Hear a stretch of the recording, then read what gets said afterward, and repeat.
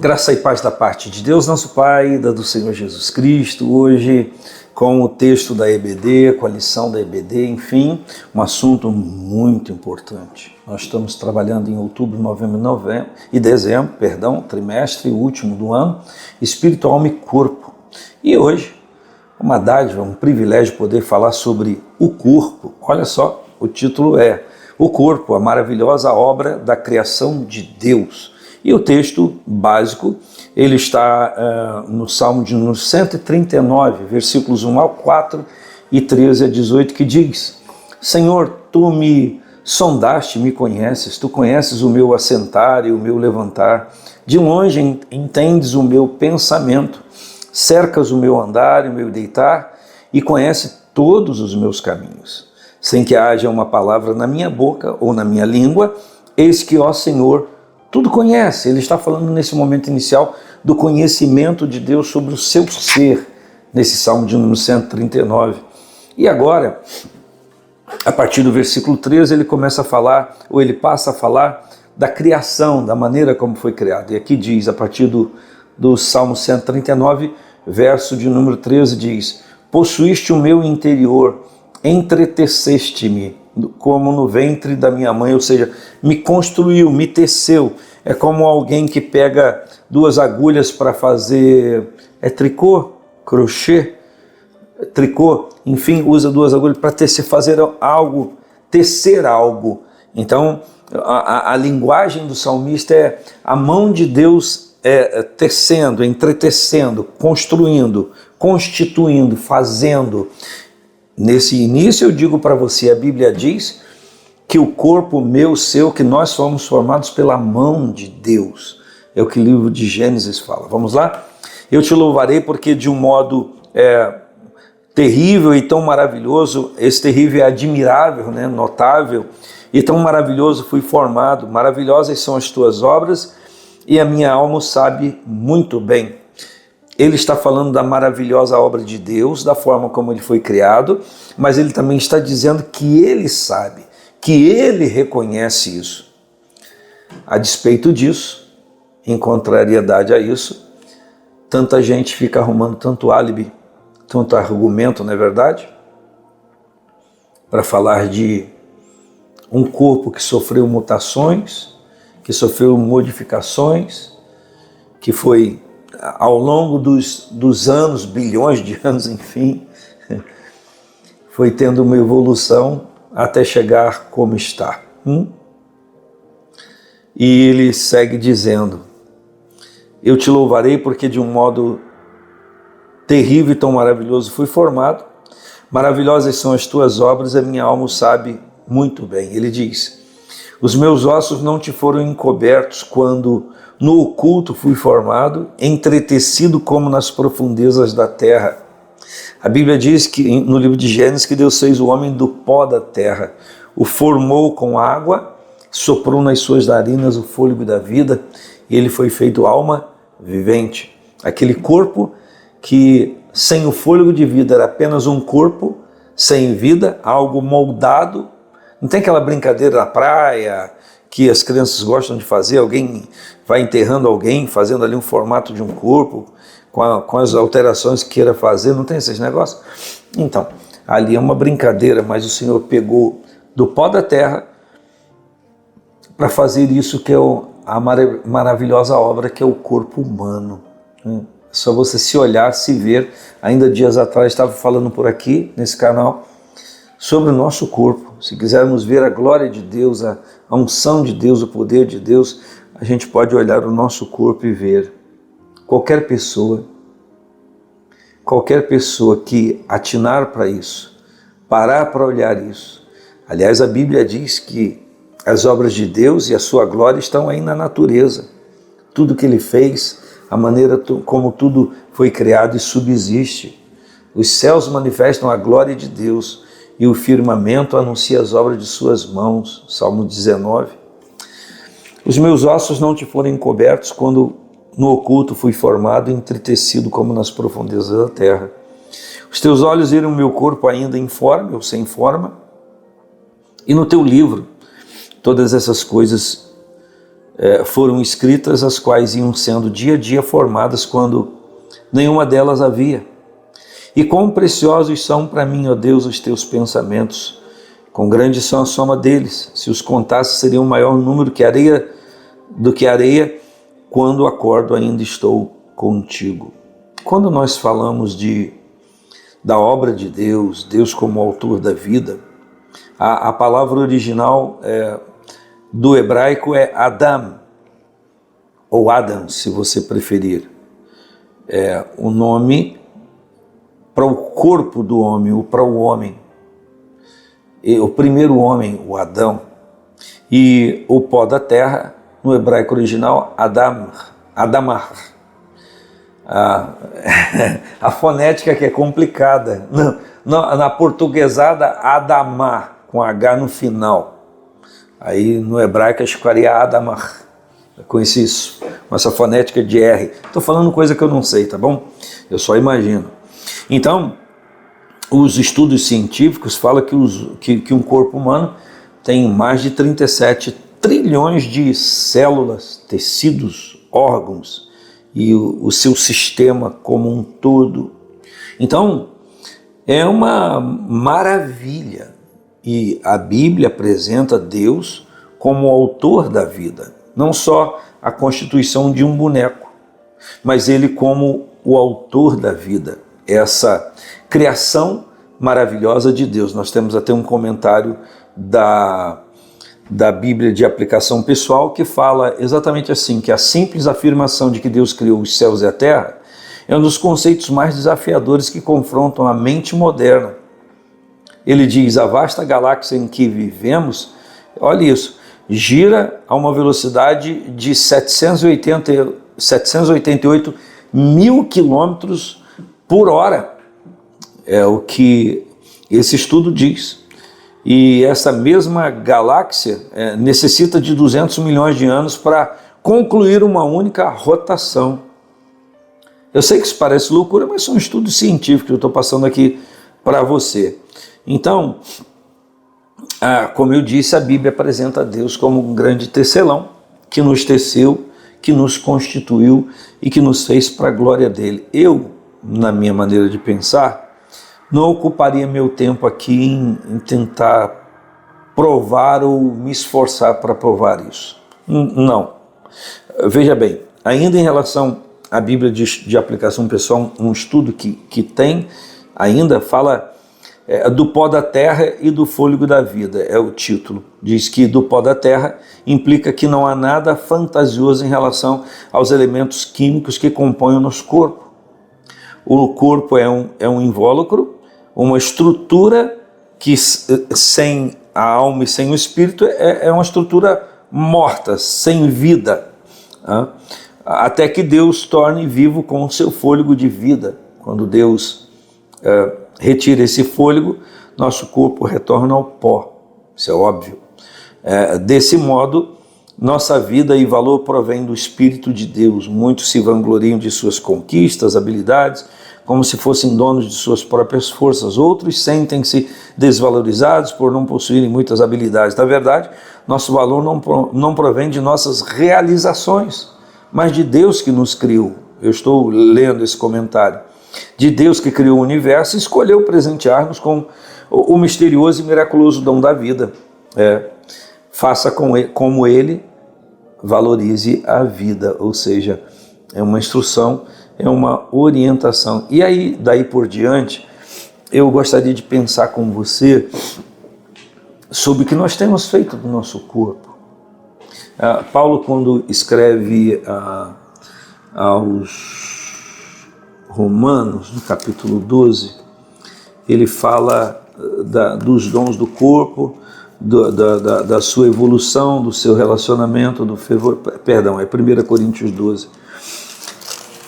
E fala da multiplicidade dos membros do corpo. Está em 1 Coríntios capítulo 12, do versículo 12 até o 27, ele conclui essa palavra dizendo, vós sois o corpo de Cristo e seus membros em particular.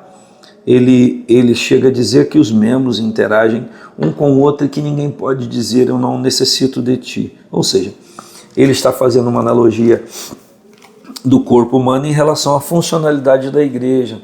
Então, o que ele está dizendo, e é óbvio, né, que, por exemplo, estou com as minhas mãos paradas aqui, eu movimento esse dedo, eu movimento os dedos, né? Eu movimento os dedos que eu quiser movimentar. Olha só que sincronia, tudo aqui da mente. Então, o meu corpo vai aonde a minha alma, a minha mente o leva, o meu intelecto leva e faz aquilo que a minha mente determina. Olha só, a mão não tem o poder, o braço não tem esse poder de fazer por si só. A descarga elétrica aqui, que faz esse movimento do sistema nervoso central, provém daqui. É aqui que está o cérebro, aqui que está o comando. Então, Paulo faz essa analogia que assim como os membros do meu corpo obedecem o comando aqui, as descargas elétricas do cérebro, do intelecto, da vontade, né? Assim também, quando eu me apresento ao Senhor, a Bíblia diz que a igreja é o corpo de Cristo, Cristo é a cabeça que move o corpo. Então, quando eu estou ligado no corpo da igreja de Cristo, eu sou conduzido, eu sou guiado pelo Senhor, eu sou direcionado pelo Senhor, eu me submeto à sua orientação. Quando a gente analisa isso, e a gente vê a grandiosidade do que é o corpo, e quando a gente compreende quem nos fez e quem comanda sobre a nossa vida, essa é uma estrutura de entendimento que eu não determino o que eu faço com o meu corpo. Eu sou submetido a Cristo, a sua palavra, a lei de Cristo, e o meu corpo vai realizar aquilo que ele está comandando. Exemplo. 1 Tessalonicenses capítulo 4, versículos 3 e 4 diz: Esta é a vontade de Deus, a vossa santificação, que vos abstenhais da prostituição, que cada um de vós saiba possuir o seu próprio corpo em santificação e honra. Em outras traduções, o seu vaso. Mas é uma palavra alegórica para corpo. Então, não é verdade que muita gente se prostitui? Então, o que eu entendo pela Bíblia? Que Deus tem uma vontade para com o meu corpo. Quando eu me submeto a Ele, eu vou fazer a vontade dEle, mas eu tenho o direito de escolha. Eu posso dizer, não quero. Eu não quero. Roubar é errado? É da vontade de Deus? Não é da vontade de Deus. Roubar é errado. Mas não tem gente que rouba. Mentir é da vontade de Deus? Não é um erro? É da vontade do Senhor? Não é. Ele não quer que a gente minta. Mas não tem gente que mente? Então, caluniar é da vontade de Deus? Não. Mas não tem gente que calunia? Então, perdão, quando eu me submeto ao Senhor, eu tenho a compreensão na sua palavra do que é a vontade dele e de que não é a vontade dele. Eu vou concluir hoje, terminar hoje com um versículo, um texto, ou um pequeno texto da Bíblia que você conhece muito bem, mas eu vou usá-lo para esse fim. Quando, no capítulo 12 de Romanos, Paulo começa a falar de algo muito importante. Aliás, todos os escritos da Bíblia são importantes, tudo que se fala é importante. Mas em relação ao corpo, ele diz: rogo-vos, pois, irmãos, pela compaixão de Deus, que apresenteis os vossos corpos. Eu apresento o meu, você o seu, em sacrifício vivo, santo e agradável a Deus, que é o vosso culto racional.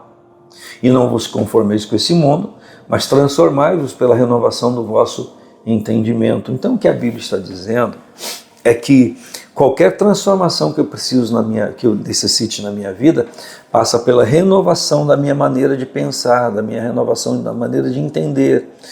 É interessante que enquanto falo com você da transformação do corpo, eu me lembro agora, e é fato de tanta gente que busca transformar o seu corpo, né?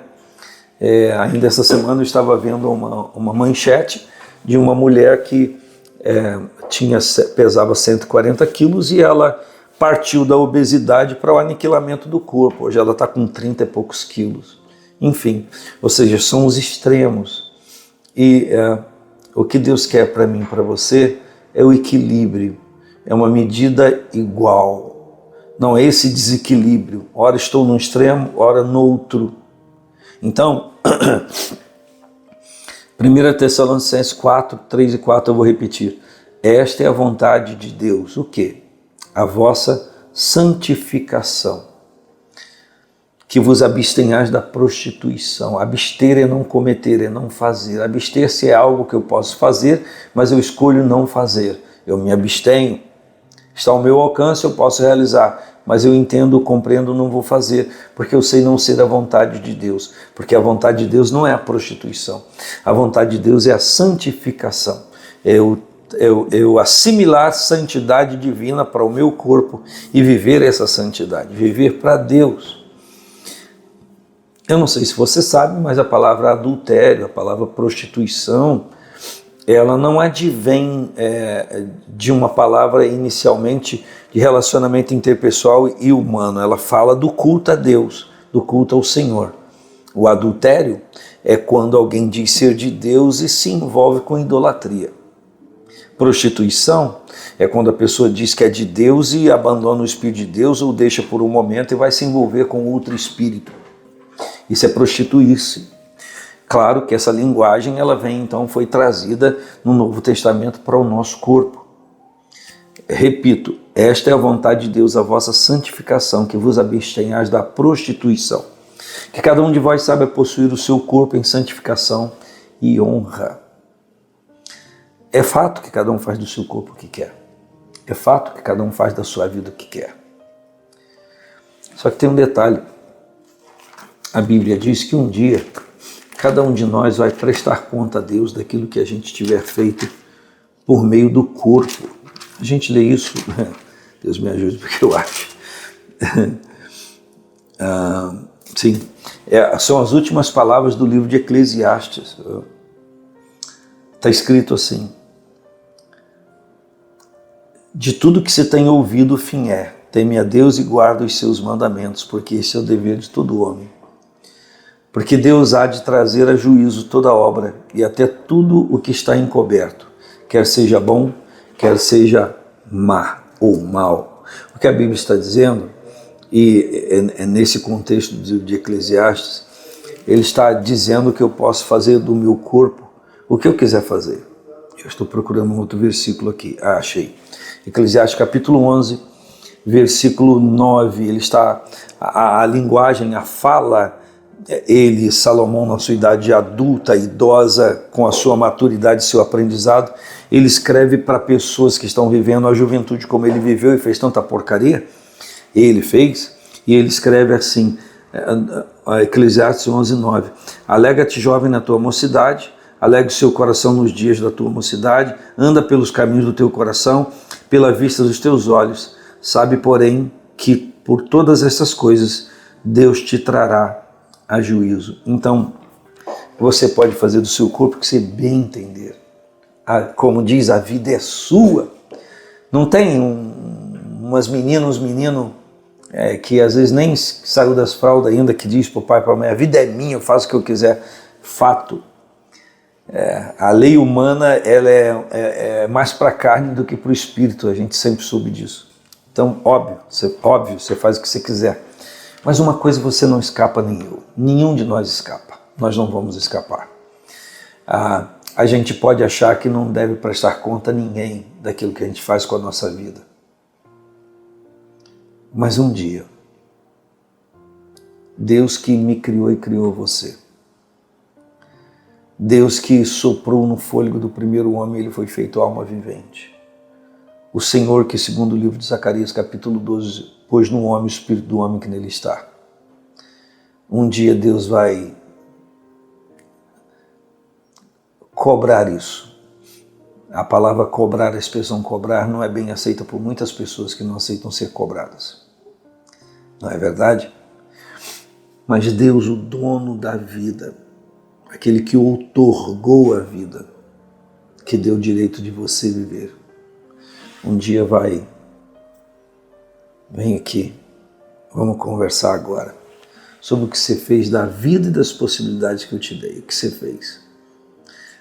A Bíblia está escrito que Deus vai trazer tudo isso a juízo. E no julgamento do Senhor não adianta as alegações humanas, que vai prevalecer a verdade da sua palavra. Sabe, porém, que por todas essas coisas Deus te trará juízo. O que você está fazendo com o seu corpo? Você está apresentando ele para quê? Deus é mais dono do seu corpo do que você pensa. Quando eu entendo que tudo que está na minha vida, Deus é o dono, eu vou usar para louvar o nome dele. Inclusive no culto, as minhas mãos para levantar, para adorar, para aplaudir, como diz o Salmo 47. Movimentar-me em relação às coisas de Deus e restringir-me em relação às coisas que eu sei que ele não aprecia. Um grande abraço, paz do Senhor Jesus.